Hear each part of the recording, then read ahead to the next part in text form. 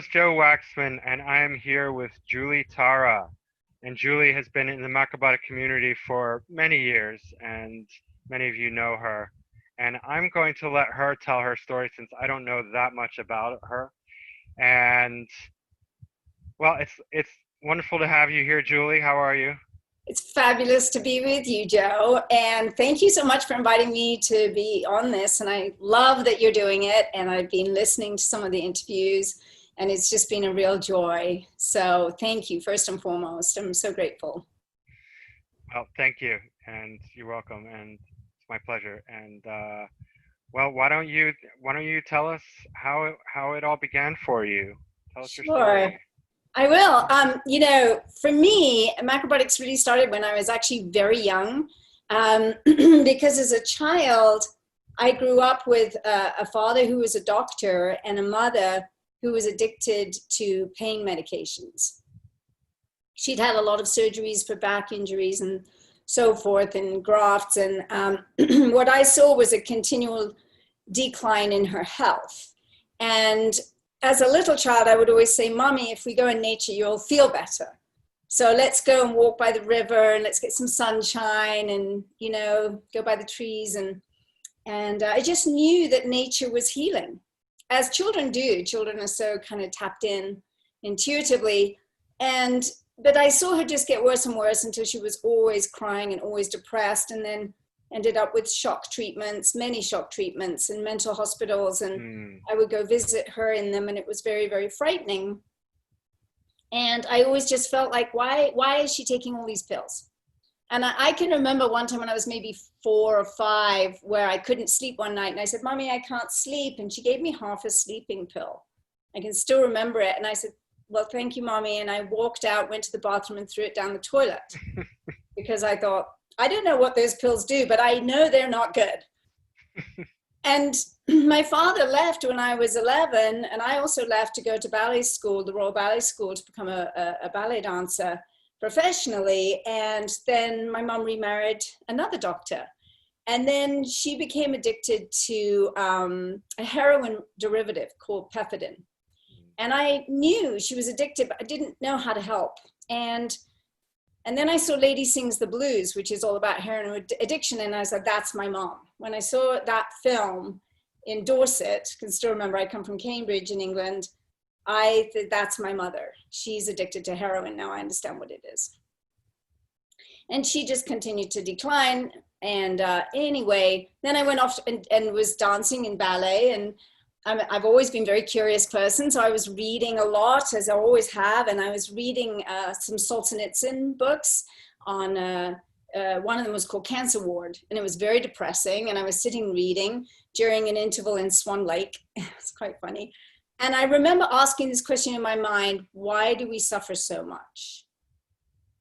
That was the question, quiet in my mind, in my heart, and this voice said, clear as a bell, your life is about healing. And at that point, I was a full-on dancer. I danced with the Royal Ballet, the Royal Opera, Dutch National Ballet. That's where I was in Amsterdam. I was coming across, I remember one of our dancers was vegan, and I was like, how do you have the energy to dance all day long when you're a vegan, you don't eat meat? So I was sort of getting introduced to a few things, but I remember that voice, and I just thought, that's right. And I left everything. I broke my contract. I quit. I left. I went back to England. And as a timing would have it, as the universe would have it, my grandfather had passed away, left me a little bit of money, and it was enough to live on and start my inquiry into healing. And one day I happened to go down Old Street, which is an area I'd never been, where the Community Health Foundation was, the East West Foundation, East West Center. And there was a sign on the door saying Sufi dancing. And I thought that could be fun because I'm a dancer, but it would bring spirituality and dance together, and great.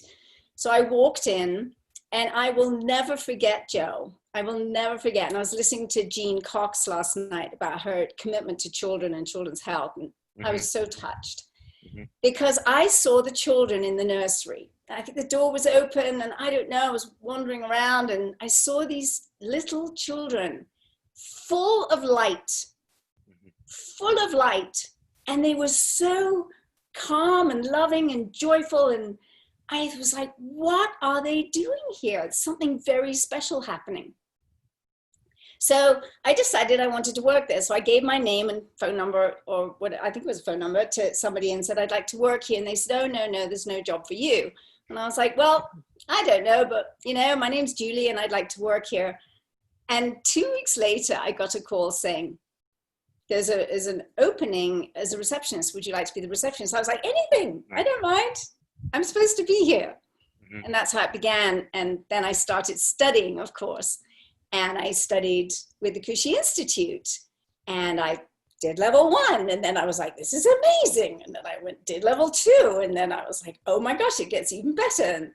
And it was level 3. And I was so excited about studying the laws of the universe, the order of the universe, the unifying principle, and Osawa's work. And what really inspired me deep down, and always has, about macrobiotics is it was always about one peaceful world. Like that was the tenet of it. That was the orientation. That was the North Star. And that is the North Star, one peaceful world. And I thought, my gosh, we absolutely need one peaceful world. And, I don't know if you know, but Osawa was a pacifist. And in the war, in World War II, he actually was imprisoned because he intuited that Japan would fail in the war, would be defeated. And he almost died in prison. So that was always a sobering story to me. But when you see pictures of him, he was always grinning, he was always like so happy. And I was like, gosh, Japanese prison can't have been fun during that time. It's, as we know, so, or any prison. So the fact that it was based on one peaceful world and the order of the universe, and I was just so excited to learn about consciousness, and I have been ever since. It has never ceased. Never. My inquiry is just constant and always sort of blossoming in one way or another in different ways. So that was the beginning. And that we had a restaurant, the Seven Sheaves restaurant. We had a bookshop that John Morley ran, which I became the manager of that. And that was an esoteric bookshop with all these books on all kinds of things. And so, of course, because I love to read, I was always reading in between helping people. So I got a super education there too. At the same time as doing that, I was also doing natural dance in London, which was based on Anna Halprin's work. So I was healing my own issues around ballet. Because ballet is very, very disciplined. I'd done it since I was 3. It's very harsh. We were not well treated, in the Royal Ballet School. It was, very, very difficult. So I had wounding. So I was healing it through natural dance. And then I was also going to the Open Center in the CHF building. It was a big building with, I think, 5 or 6 floors. We had lots going on. And I was doing a lot of emotional therapy work with psychosynthesis there at the Open Center with a woman called Kate Wiley, whom I just adored. And I think the combination was brilliant for me because the dance was physical and emotional healing. The macrobiotics was, very cerebral, a lot of it, but, very, very, very interesting. And I was just so excited about it. In fact, I found some of my old notes the other day. I still have all my notes from the KI.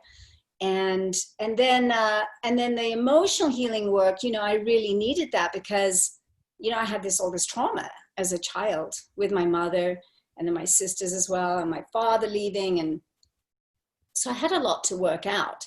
So I think that was also the emotional healing. So it was a good balance for me. And I'm very grateful for that. Then of course I loved the food. And I didn't really want to be a cooking teacher. I didn't feel it was my calling at all. I was quite shy. I wasn't very talkative necessarily, although I'm a very joyful person. I didn't think I wanted to teach, and I didn't think I wanted to teach cooking. And I was always worried about that because at that time, the women, that's sort of what they did. And then the men would teach the theory, but I was more interested in the theory. And it's not that I didn't love eating the food. I just didn't really, I liked cooking, but I just wasn't called to it in that way. So I always worried about that. But it all worked out because I loved cooking for my family. So when, later, I'll go later, but I loved cooking, but just not for the public or for teaching. Hmm. purposes. And then I left and I went and joined a circus. I was offered a job at Pineapple Dance Studios by a woman. I was thinking, I'd like to go to Mexico and I don't have much money and yeah, how am I going to go? And this woman said, how do you like a job in circus in Mexico, traveling circus? And I was like, well, sounds like fun. So I Amazing. upped and left, left London and went there. What was interesting is I took my miso soup, I took my ume plums, I took my kuzu, and during the time I was there, a lot of people got sick, and I never got sick as we traveled around Mexico. And it was funny, I became the sort of barefoot doctor. People would come to me, why do you not get sick, and how can I help myself? And I've got, really all this stuff going on, and I would make, umeshiro kuzu drinks for them, and this and that, the other, and so it was quite sweet.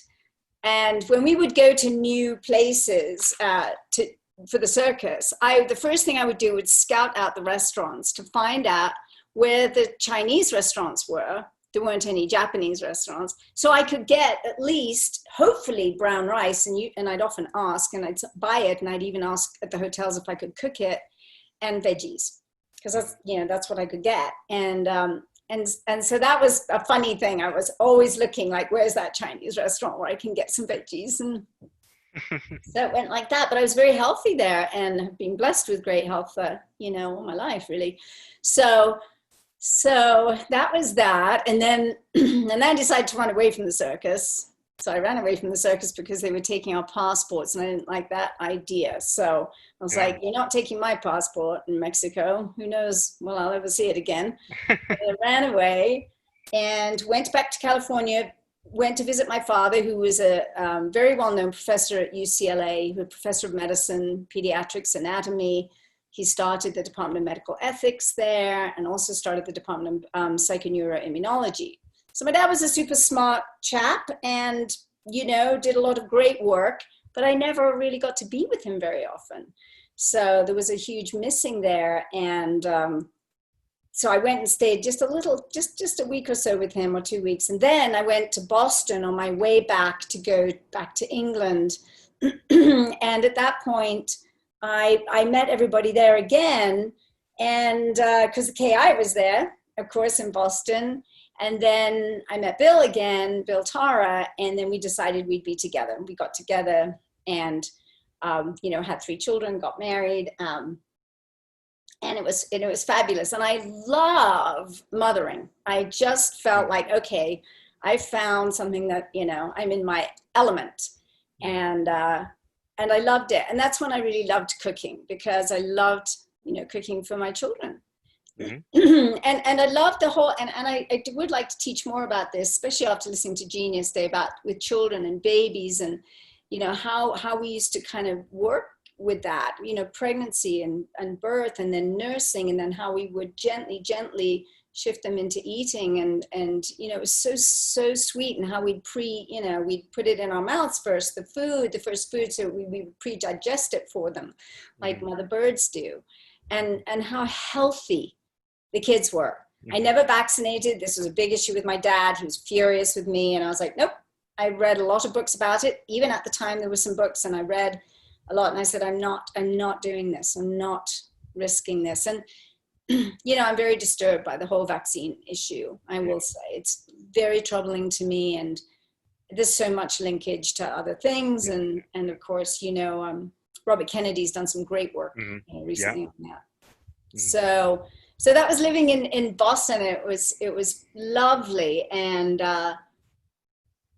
very happy times, actually, and really connecting with all the people. And we all had this sort of one peaceful world ethos. We had this vision, and that's what always pulled us together, And then, of course, it was the theories and then the practicum, which certainly diet had a part, but it wasn't the only thing by any means. There's everything else, in terms of exercise and Doin and so forth. And thinking of Doin, I studied Doin and Shiatsu in London, going back to London for a sec. And John Sandifer was my main teacher of Doin time. He was a cohort with me. And I have to tell you this hilarious story because it was so funny. we went off one weekend, all of us, like 10 of us, not all of us, but 10, I think about 10 people. We went to this beautiful cottage and we were going to study Doing together and just have a lovely weekend. And the first evening, somebody was cooking miso soup, of course, and they went outside to get some scallion, some spring onions, to put on the top as a garnish, as you do. And they brought it in, cut it up. I didn't see them do it. And we all had our soup and our dinner. Simple dinner, lovely dinner. And then within, I can't remember how much time, but probably an hour or something, we started all getting sick. And we started getting very, very sick. The sickest I think I've ever been in my life sick. Everybody vomiting all the time, and then diarrhea, and then it was awful, and it was really scary. And what had happened was that the girl had accidentally taken some daffodil leaves and cut it up thinking it was scallion. Oh no. I guess they're poisonous.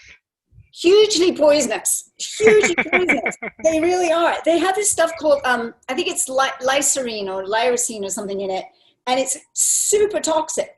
Oh my gosh. You should call a medical doctor when you have that happen, because it's an emetic. And so you immediately start.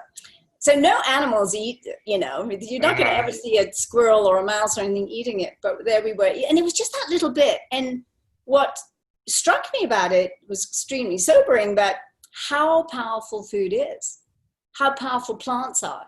And actually, there's lots of plants that aren't good for it. I mean, foxgloves aren't, there's all kinds of plants out there. Oleander's like totally deadly. And of course, deadly nightshade, we know that. But right. We know about the nightshades, but lots of other things you wouldn't know are really dangerous to eat. But then, of course, there's all the other stuff that's fabulous to eat. So like dandelion greens and things like that. So that was just a funny story that I don't remember who was there with me, but oh my gosh, were we sick.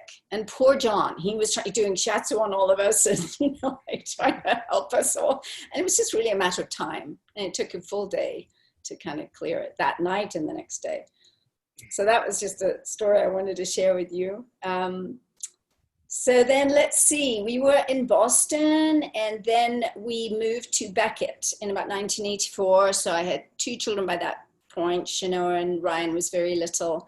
And we started the KI out there, and it was a beautiful place. And we lived just on the sort of main drag, which was a tiny little street. And we had a lovely little house that we rented. And I always loved that house. It was old and it was sweet. And, I'd put plants, hanging plants all around it. And I've got fabulous photos of playing in the leaves there in the autumn time, And it was a very joyous time there also. And we had a lot of people come, of course, and we were all together and we were all eating together when we had, the camps and whatever we were doing.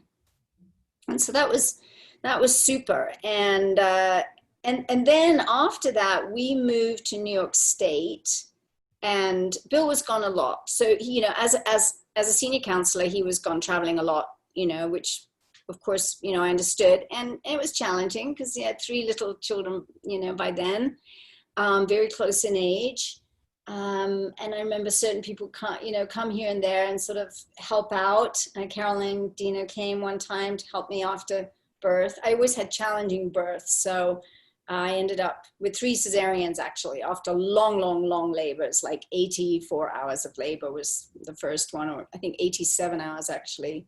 Yeah. With Shanoa, and that was in Boston. Yeah. And I was stubborn, I was like, no, I can do this naturally, because of the macrobiotic thinking, I can do this, I'm unstoppable. But I, of course, wasn't and couldn't do it, and ended up with a cesarean. Then tried again with a VBAC with Ryan, 48 hours of labor, same result, another C-section. And then Karina, I think it was 27 hours with her. And I was like, I know this path. I've done this path before. I can't do it anymore. I just don't have it in me. And ended up with 3 cesareans. So I had to do some real emotional healing around that, because as you know, in macrobiotics, it was like, survival of the fittest. And if you wouldn't naturally be able to have children, you would die naturally. Then that was the natural course of the universe. And so, it was troubling time to kind of clear that. And I felt like I was very disappointed in myself and my body for that. But many ballet dancers have trouble because of the strength of the muscles. They're so strong inside that we don't know how to let go. It's hard for us, you know. So that was a big teaching of surrender, and especially for me, because I was very leery of doctors. You know, I didn't like doctors. I didn't like what I'd seen with my mother. I didn't trust doctors. I didn't trust my own father and stepfather because they wouldn't or couldn't help her. They just gave her more pills. So I wasn't a fan. So I didn't want to be in hospital. I didn't want a doctor, you know, coming anywhere near me and my baby, you know. So it was a huge learning about surrendering to things when you don't have that control. So that was that time period. And then let's see what happened after that. I wrote a few time periods just so, because I know you've asked like time. So we moved to Bedford in 84, then we went to New York State, and then we went to Miami in 1987. And we were with Sandy Piquel and his wife and Oak Feed, and Bill was teaching at Macrobitic Center there.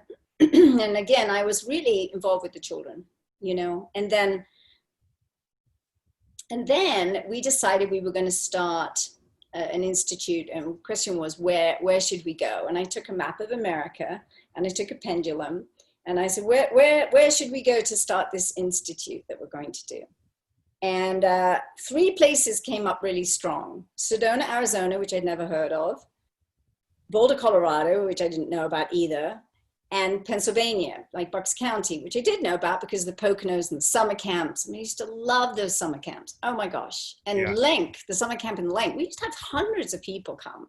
So exciting, so lovely. And of course, the Benettis started, you know, Kiental. They were cohorts of mine as well, same, you know, time frame, same student, we studied together. And so we used to go and teach out there. So then I was like, okay, here's these 3 places. Which one should we go to? And I just thought, it's Boulder, Colorado. Let's go to the Rocky Mountains. We'll create this center, and we will advertise it to the world, and people will want to come because it's the Rocky Mountains, because it's beautiful. So beauty is a big guiding light for me. So we decided to come. We came in 89, found a place in Estes Park, opened it up. It was a huge venture. We were way ahead of our time with the Healing Retreat Center, really, as Macrobiotics has always been. Early adopters, not always easy, because most people don't really get what you're up to, you know, until it gets more known and mainstream. And so we were incredibly undercapitalized. Our overheads were enormous. You know, we had some venture capitalists come in, some angel investors, but it was very tough going. And we didn't have the internet, so we couldn't market effectively. So, I mean, I was literally running down to Boulder all the time from Estes Park, you know, putting up flyers, you know, about our programs and everything. And we had, it was lovely. We had, the Ferreras came and did the restaurant. We had a 5-star organic food restaurant. It was fabulous. And Melanie Ferrer was teaching cooking a lot, and we had people come in. Your dad came in. I always remember the best memory I have with your dad is him sitting up on a rock one time, and he would play his little tin flute. Tin whistle, yeah. The tin whistle. And it was perfect. And it was beautiful. And I looked at him and I was like, oh, he looks like a little elf or a leprechaun on the rock playing his magical music. And it was just beautiful. And so we had teachers coming from everywhere. Bill Spear came, you know, a whole bunch of people came and loved it. We had all these cabins, and we had a conference center, and I was teaching yoga. And then I was also teaching 5 rhythm dance. And my position there was to be manager of the arts and healing, which was perfect for me, because it's really what I think a big part of where my natural joy comes from is the arts, you know. So I would bring in musicians, and we would learn overtoning and the power of sound and the power of art and healing through art, and then healing through dance, which I would do with the 5 rhythms, which is a fabulous kind of sort of an offshoot sort of from the natural dance work that I'd done.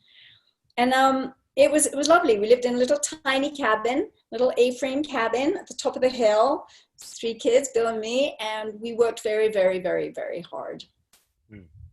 And then it fell apart, and it was tragic. It was just tragic, and makes me want to cry to think about it. It was just so sad, and we just couldn't keep it going, especially in the winter months. Winter months, it was just dead, and it was so expensive just to run it, just the electricity and the, our mortgage was $8,000 a month in Uh, 1990. It was that's a lot. huge. It's a lot. It's a Yeah. lot. It's a lot to cover, so we couldn't. And so that was a difficult time. We moved back to Boulder, sort of tail between our legs, like, oh my gosh. And we started with the Nova Institute back in Boulder, literally from our house. So Bill was teaching from there. And then I started studying other forms of healing. I always loved palm healing. I always loved that with, with Aveline and Lima. Lima Osawa was very much into palm healing. And I loved learning about that. So I continued my studies in therapeutic touch and shamanism and crystals. And I started my own healing practice. And then I was also working for a magazine that was called Nexus. And it was a holistic health magazine. And I was their advertising manager for the whole Colorado area. And so between us, we were sort of scraping by, but it was very difficult. And I think this is an area in macrobiotics where we have had challenges is with money. Many families with many children and child support payments and all of this. And it was very hard. It was an area where, none of us were focused on money, making money, but we all needed to make money. And it was just hard. So things got really tough. And I really put out a prayer to the universe. I was like, you've got to show me something. I've got to make more money. I'm not doing it. I'm not making it with the healing work. We're not making it with our macrobiotics. We're not making it with, even with Nexus. It was helping. It was all helping, but it wasn't really getting us where we need to go. And so then I sort of I sort of said, guide me, and I'll do whatever, you need me to do. If I need to, drive the school bus, I'll do it. I don't know what I'm supposed to be doing. I know my life's about healing, but I'm not making it work. And a friend of mine who was macrobiotic, who was also a Hakomi teacher and therapist, said to me, come and take a look at this Japanese company that's working with health technologies. And I was like, I'm not interested in your technologies, being macrobiotic, more of a sort of purist, although I don't know if I've ever really been a purist because I'm kind of a bit of a free spirit and always enjoyed moving past the edges of anything. So it's like, don't tell me what to do, because if you do, I'm going to go do something opposite. Right. So, but, she said it very sincerely. And being that it was a Japanese company, and I loved the whole Japanese influence of what we learned through macrobiotics with, Michio, Aveline, George Osawa, I had come across Zen Macrobiotics, his book, in the mid-70s, and read it and thought, this is really interesting. What an idea to change your consciousness by changing what you eat. How fascinating. 7-day brown rice. I used to love doing 7-day brown rice diets. I did them in the circus quite often. Just get into this blissful state. Because it does. It really takes you to another place of consciousness. There's no question. So anyway, so I lost track of where I was, what Davis is saying. Anyway, so I put out this prayer. She said, come and look at this company. And I went. And it was to do with nature. So my passion has always been nature. And why I love Taoism so much, which is a lot of, yin and yang, and where macrobiotics is so based in Taoism, is similar for me, like Native American culture and the way they look at the world, and the Celtic culture, which I come from, very Celtic, Welsh and English and Irish, I'm sure is in there too, and Scottish, I'm sure is in there too. So I always resonated with the natural way. How do we create harmony with nature? If we live in harmony with nature, with Gaia, our planet, with each other, with the stars, with, so I've always loved astrology and everything, what connects us to the universe. This was always appealing to me. So the fact that it was working with nature, Japanese technologies of the Earth's magnetic field, water, microclustered true water, mineralized and revitalized water, air, the negative ion effect of natural air, sleep with far infrared from the sun, sun frequency, and negative ions and magnetics, I was like, oh, this is really interesting. And I started having experiences that were mind-blowing, because I had a back injury from ballet. And knowing my mother's course, I was never going to have surgery for that. I just wasn't going to do that, as far as I could, could make sure. And so the technology has really helped my back very fast. And I was like, this really works. And this is nature, and it's bringing nature into your home. And it's like an extension of macrobiotics in a sense to me, because, the food was always critical, is critical. And this was sort of another aspect. We used to learn about, sleep with your head to the north. And I always remember that because of the magnetic field and how it ran on the planet. I can remember Michaud teaching that in London like it was yesterday. And going, gosh, that's really interesting. These connections to the planet and stuff. It's super exciting. So I left that meeting and I took a walk, and I said, to the universe, like, is this what you're showing me? And I heard yes. And I said, if I do it, can I be successful? And yes, I heard another yes. I went home and I said to my family, we had a little powwow, and I sat down, we sat in a circle. I can still remember 3 little kids. They were 9, 11, and 12 at that point. And I said, I have discovered something extraordinary. Nobody has it. Everybody needs it. I want to do this, and I'm going to build a business with this, and it will take me 1 year. I don't know why, like who was talking. I was like my higher self or whatever. I was like, it's take me a year to get us, where we need to go financially, but my focus is on health and healing, and this feels so in alignment, and I can take this to other places. So kids were like, you go, mom, you go, mom. And Bill was more like, well, I don't know about that. And I was like, please just don't get in my way. I know what I know. I know this is good, and I'm going to do it. And it's safe, and it's healing, no side effects or anything. So he was gracious. He backed off, and I just did it. And I fitted it into this life of kids and cooking and doing the advertising for Nexus and having my healing work as well. And it was a lot, but I just fitted it in. And funnily enough, I can remember Aveline was in a lot of pain at that time with her back. And somehow I connected her with somebody who got her some products, and she had a remarkable response, just like I did. And she said, this is the one thing that's helping me with my pain, the one thing. So they got involved. So her and Michaud got involved. And actually Michaud ended up, the company is still going strong. It's called Nikken. And it's, founder was, beautiful, beautiful Japanese man with a heart of gold, Mr. Isamu Masuda. And he invited, with our help, we recommended it to Michaud to come out. So Michaud came and taught at one of our big conventions. We had thousands of people there, many thousands of people, and he came and taught. And it was a marvelous moment of bringing things together. When you have those moments of like, oh, like that's it. It's like the perfect chord on a piano or something. It's just like, oh, that feels so right. So it was this marrying of Nikken and macrobiotics. And it was very joyous, and it was lovely to help people finally make money as well, because, as I say, many of us had struggled in that arena. Not everybody, not everyone, but a lot of people had. And it was a very real struggle, Yeah. So that happened. So I'm still doing that. That was 26 years ago when I started that. And then about 3 years ago, no, not that long, 2 years ago, I started getting, I've always heard the voice when it's really important. Thank you. I'm blessed. I hear the voice will direct me. And that's really been my key thing for my life is can I be just directed by spirit and get out of my own way and not try to, the lesson with the births was don't force things. When it's not your destiny, it's not your destiny. Don't force it. Let the universe work with you and be in the flow, sort of woo way, really. Flow.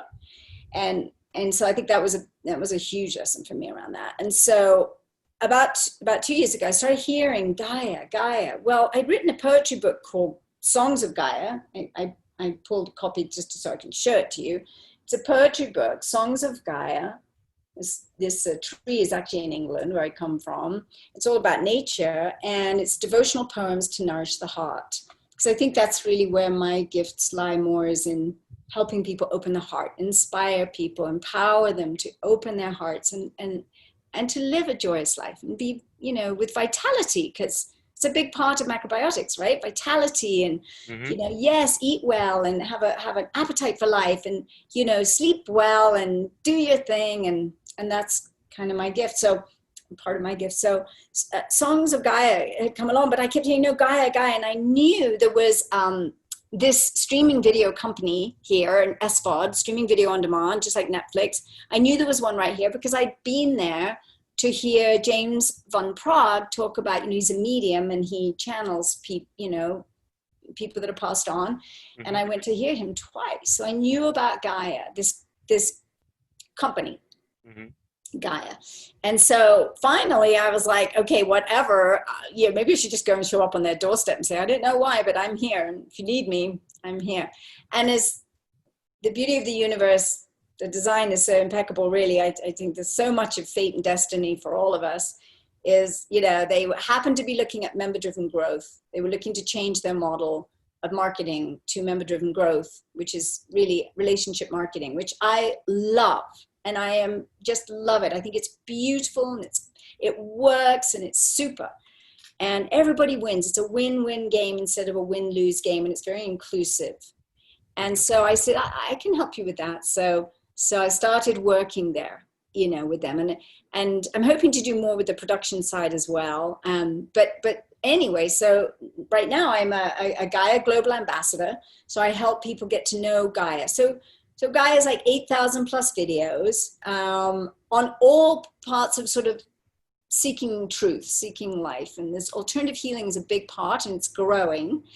And transformation is a big part, and it's growing. How do we transform our life? That's everything we are with macrobiotics. So I said, I can help you grow this. I can help you grow this. And I love growing things like that. I love growing companies and businesses because it's fun to me, and it's like growing a garden. It's like growing all the wildflowers in the garden because everybody's different. And, so, you might be like, a beautiful wild hollyhock and I'm some other wild daffodil, or maybe not a daffodil because of the sickness, but, like a rose, and that we all have our beauty to bring. And so that's what I've been doing. So I've been doing that. And then Nikan as well, because I love helping people with those technologies. And they have a lot of nutritionals as well. Then I'm always doing macrobiotics because I'm always just naturally educating. So I've been doing, coaching for years, and I love coaching. I love one-on-one coaching, but I also love speaking in front of big groups. I don't know why, because I know many people are scared of that. And it's very funny because if you were here like living with me, I live a very quiet life. Very much out in nature, hiking in the mountains, listening to beautiful music, doing yoga here. I just did some yoga earlier today, singing kirtan. I mean, simple life. I don't eat that much. I eat very simply. And so I don't know. Anyway, it just feels like this expansion of ideas and truth is very important to me with macrobiotics. So it's sort of been like a big movement, like being in the macrobiotic movement. And then it was the sort of the Nikan movement, but I saw them totally connected. And then there's Gaia, the movement, and I see that totally connected. So I see all three of them like a trifecta. I don't see a disconnect, because it's all about learning to live a holy, beautiful, healthy, vital, vibrant life, and helping others do the same, and being generous. I know that some of our key ways of life in macrobiotics is, generosity is huge. 1 grain, 10,000 grains. I'll never forget it. Give more than you get, yes, makes the world go around, and gratitude. I'm so grateful for that beginning. I don't know where I'd have been without stumbling across the Community Health Foundation, at 23 years old, and says Sufi dancing. And I'm like, I don't know. And then seeing the kids and going, I don't know, but something different about those children. I love it. If I have children, I want them bright and shiny like that, So I see it very interconnected, and everybody has their own life journey. And it's kind of a wondrous thing. And so we're all wanderers, and we're just kind of like, okay, and we're paying attention, we're listening, we're trying to go with that flow, the Wu way of being. And yeah, so anyway, that's quite a lot right there. Well, that's a great story, Julie. I loved hearing all that, and some things came up while you were talking that I want to ask you about. So you mentioned trauma from your early life and your mother and all that, and I think that's a common experience, probably more common than we realize about people in their early days experiencing trauma. And I've heard a lot about it, and I certainly have my own experiences with trauma.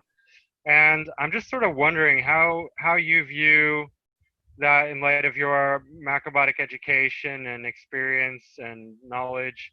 Where does trauma fit in with all that? Because sometimes it just seems to me like it's sort of ignored, like just eat brown rice, eat your macrobiotic meals, whatever it is, more lean, more simple, or however anyone thinks about it, and that's it, and trauma will be taken care of. I don't think that's accurate, but how do you view it in light of all that? Well, I think the bigger the front, the bigger the back. Mm-hmm. So with macrobiotic, I love macrobiotics, and it was very cerebral. So I think the emotional side was often perhaps minimized or discounted. And many people have trauma. And I think that's why I felt very blessed that I was doing all my work with psychosynthesis at the Open Center while I was doing the Kushi Institute. Nobody else was doing that, but I knew I needed to do that. And that was big work. Psychosynthesis is a beautiful offshoot from Jung's work. Roberto Assagioli developed psychosynthesis. So you have your sub-personalities and then your higher self, and you always end up going to the higher self, which I, as a very spiritual being all my life, I needed that kind of a psychological work. And yes, I think it's sort of downplayed, and I think there is wounding, and I think there's healing that could be done for all of us, and hey, look, none of us are perfect. And we've all made mistakes, and this is how we grow, and that's fine. That's good that we learn from these things, but I think we never really did a lot of talking about or expressing or feeling how devastated we were when certain things happened. And this caused tremendous pain that was sort of it was pushed down. It's just pushed down. And then people have their own ways of dealing with that. Maybe they ate too much. Maybe they went to, I don't know, the Pancake House, I seem to remember, was a sort of fun place. People like to go and have pancakes, when they were blissed out, when they were too strict with themselves, or maybe they were just trying to be too disciplined, and things got very tight. And so I think trauma needs to be worked out. And I could have been a psychologist, to be honest, but I didn't go that route. But I do feel that you can't just disregard the shadow side of life. Right. You just can't, because it's going to come out some way, somehow. But if we face it and we look at it and we're honest, and if we have atonement around it, really, I think that, atonement is a powerful thing.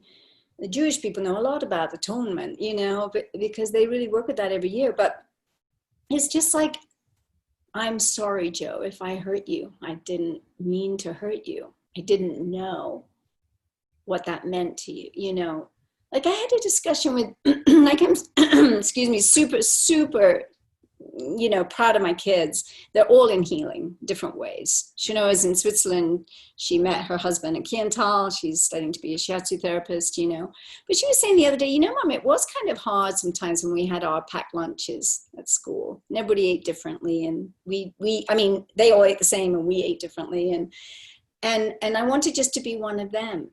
And when I heard Jean talk about her son throwing the rice balls off the bridge, I was like, well, I don't think I really understood how hard it was, and I just said, I'm so sorry. I thought we were doing the right thing, giving you a healthy macrobiotic lunch, with carrot sticks and cucumber. I used to try and make it as, kind of innocuous as I could. I didn't send them off with hiziki or something. Right? We have that for dinner, but not for lunch. And yeah. And so these things, we unwittingly cause harm. And I think we just need to reflect. Self-reflection is a big part of macrobiotics, right? It's a big part. Like, I mean, I was looking at some of Osawa's, work, and there's like the self-empowerment, intuition, self-reflection. These were 3 key things of health, and then the 7 conditions of health, which is vitality, good appetite for food and life, deep, refreshing sleep, good memory, cheerful, pleasant outlook, clear thought and action, honesty, and appreciation. So I think, yeah, there's some healing to be done, and that's okay. That's fine.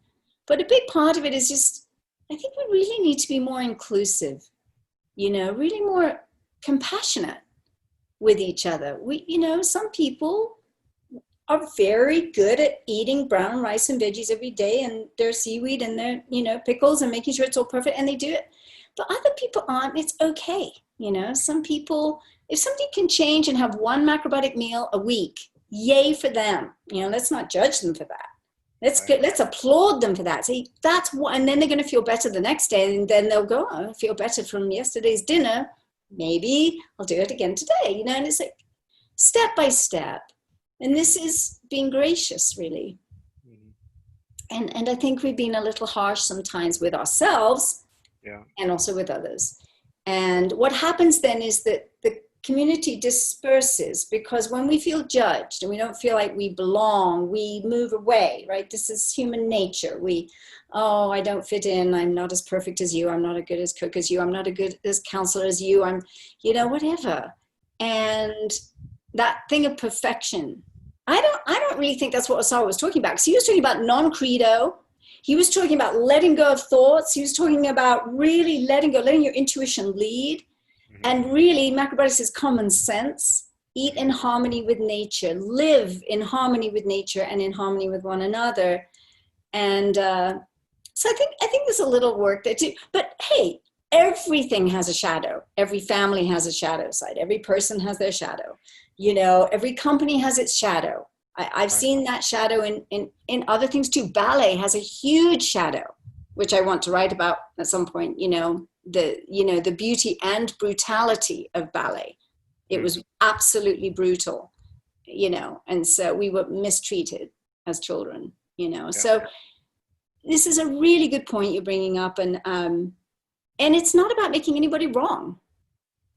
It's just understanding we're human and we're sensitive.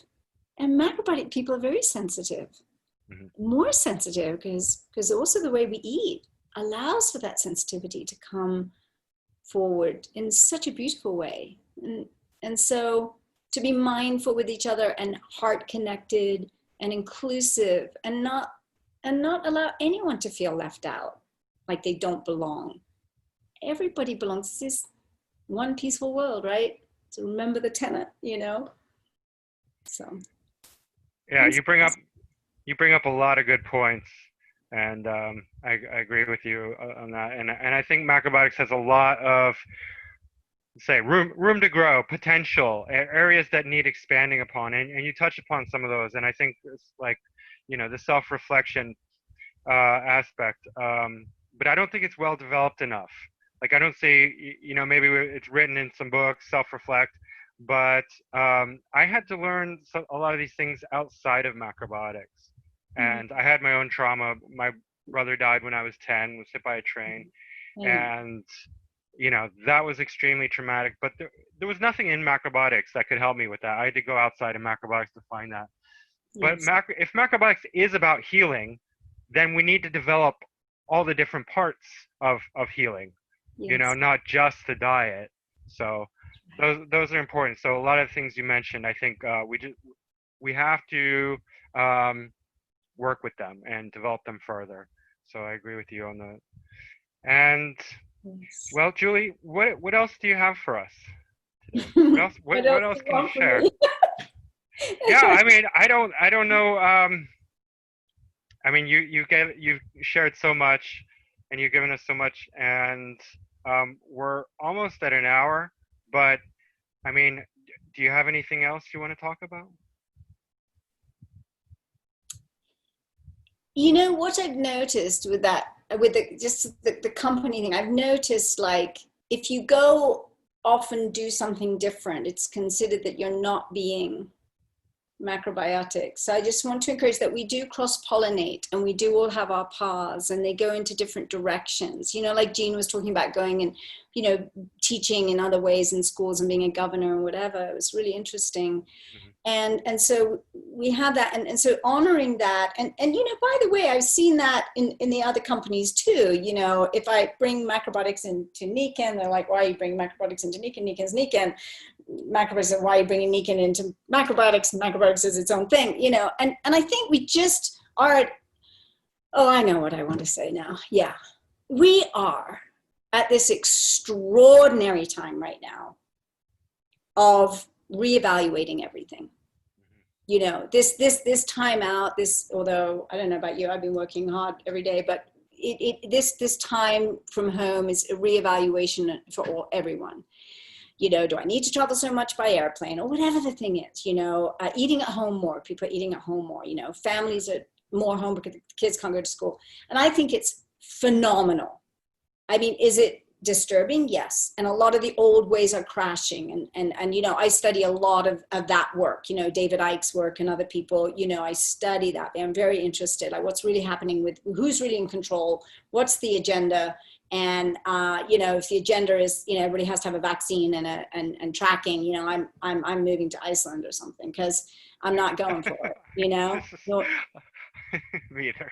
You get it, right? It's like, no, it's not going to be happening. I am way too feisty for that. So, you know, when you're born with red hair, it is a fight. We are fiery, you know, we have our fires. So I won't put up with that. But what I know though, and I've known this since I was very little, is that we are moving into a golden age. We absolutely are. And things are crumbling because they have to, because it's non-sustainable, unsustainable. This is good, even though it's hard. And everybody's up in the air, and we have to do now everything sort of on Zoom and everything, because we can't meet with people and we can't hug, or not so much. And it's devastating in that way, because I'm a very physical person. I love to hug people, you know. I love people. I love humanity. So it's tricky, but I know where we're going. I feel in my heart of hearts, I know where we're going, and it's a golden age. And see, macrobiotics is an early adopter in bringing forth how we live on this beautiful planet that we are privileged to steward. You know, how we live a good way. I want to say the right way, because I don't want right and wrong getting in there, but, you know, just a holy way, a good way to live together on this planet in unison with the world and with the animal kingdom, with everything. So I feel like my life has always been somehow about these big movements and community. And I'm supposed, for whatever reason, to help usher this golden age in the best way I know how. And so macrobiotics came early. And you know, the voice said, your life's about healing, get on track.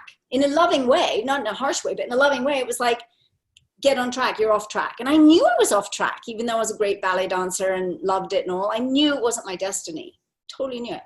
So macrobiotics, Nikan, these technologies are critical. 4G, now 5G coming out. We have to protect ourselves with the Earth's magnetic field. So that's critical. Gaia is, you know, is saying we are developing all this, see all this censorship that's happening on Facebook and YouTube. There's a lot of censorship going on right now, especially in alternative healing. It's totally immoral, and it's happening. I mean, I've had videos taken down that it's like, this is not accurate information. I'm like, really? It's just you, whoever you are, don't want me to be talking about this. So I get more feisty about it. And so Gaia is like saying, we have information and we don't use advertising. So we're member-driven growth because we don't get told what to do by the advertisers. That's very important. So it's like, let's get it out there into Russia, into, you know, I've worked all over the world with Nikan, you know, Russia, Eastern Europe, Israel, Australia, Singapore. I worked all over, Bulgaria, Hungary. I'm like, these things need to get out there. And they need to get out there big. But in order for them to get out there big, we have to become inclusive and not be just judging each other. Oh, you're not no, there's no time for it. We have to come together. We have a very important message. Macrobiotic message is one peaceful world. It is a beautiful message, and it has a different way in expression. We are all individual points of light, the light of the universe, the light of God. We are individuated points of light. Yeah. Therefore, we have a different way to bring it. Maybe I bring it with poems, and that's my best way to bring you my point of light, you know? Yeah. And you bring it by doing beautiful interviews with people and bringing us together this way. This is your point of light right now. Mm-hmm. This is how we celebrate you.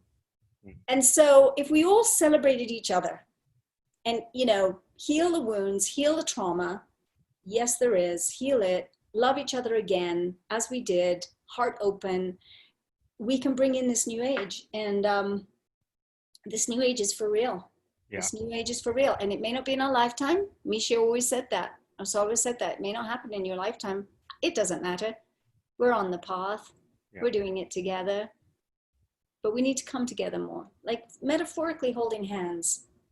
I appreciating what you do and appreciating what Melanie Waxman does or whomever it is, you know, Bill Tara, who's done amazing work. Ed Esco, incredible, you know, Rick Vermeulen, you know, Mark van Cauwenberg. I mean, there's so many people, your mom, Judy Waxman, so many people to love and celebrate and say, wow, Ginette Rice, you know, Sheldon Rice, you know, I mean, I could just go on and on, right? With the beauty of the people, the Benettis and what, you know, what they have done. Yeah. So let's do that. Yeah. Let's do that. Let's celebrate and usher in this new world that we know we were called to bring. Julie, I resonate with all of that. It was very inspiring. I love hearing your perspective, your point of view, and your words. Wow, that was great. Really great stuff. Thank you so much. Thank you. As always, I have my website, the Macrobiotic Diet, themacroboticdiet.com. Forgot for a second. And you can read my blogs. You can book an appointment with me. My mom's holding a class, a webinar, which you can register through there. August 15th. What is family unity? So check that out if you can. 10 a.m. August 15th, Saturday. And Julie, any final words? Any plugs? Anything you want to talk about? Just share with us. My affirmation every day is to aim to be in total alignment with the heart of the universe. I do believe there really is a divine heart of the universe, and to be as much in alignment with it as I know how. And so maybe that's helpful to somebody out there. I am thrilled with what you're doing. Thank you from the bottom of my heart. I think we really need your work bringing us back together. And yeah, I have a website, julie@julietara.com, or julietara.com, and then my email is julie@julietara.com. And you know, yeah, I do counseling and I do my other work. And don't be frightened of new things too. If you don't know what Nikken is, ask me. You know, it's beautiful. If you don't know what Gaia is, explore. You know, just explore. Like, just be curious, because Osawa was curious, and thank goodness for that. I mean, he joined that food movement in Japan in 1913. Gosh, he was curious, and he set us on a track. And Misha picked it up and ran with that, you know, and Aveline, and then everybody took it off from there. So we're like these sparks, and we were the early adopters. So to give ourselves credit for all the great work we've done, I think that's really important, to not feel we've failed. And early adopters, it's difficult. It's challenging. People don't listen well. They, like Ed Esco said the other day, people ignore us. And, you know, yeah. But look what's happened with organic foods. Look what happened with Erewhon, Sunwheel, now Whole Foods. And yeah, I've got my stuff around Whole Foods. But, you know, at least organic food is pretty normal. You know, people are learning. So we're all doing good. And we'll do more good. And let's be joyful whilst we do our good. And love one another. Wonderful. Great talking to you, Julie. Thank you so much. Thank you. Yeah, we'll talk soon. Okay. Okay. Bye. Much Bye love. now. Thank you. Thank you. Bye.